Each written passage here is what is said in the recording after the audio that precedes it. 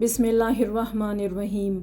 रसूल करीम सल्लल्लाहु अलैहि वसल्लम ने फरमाया, जब कोई तुम में से लोगों को नमाज पढ़ाए तो तखफीफ करे, क्योंकि जुमात में ज़ईफ़, बीमार और बूढ़े सभी होते हैं, लेकिन अकेला पढ़े तो जिस कदर जी चाहे तूल दे सकता है।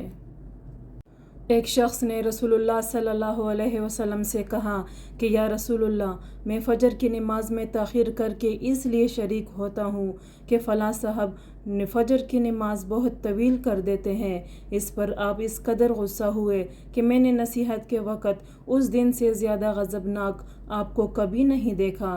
फिर आपने फरमाया, लोगों, तुम में बाज़ लोग नमाज से लोगों को दूर करने का बाइस है, बस जो शख्स इमाम हो उसे हल्की नमाज पढ़नी चाहिए, इसलिए कि उसके पीछे कमज़ोर, बूढ़े और ज़रूरत वाले सभी होते हैं।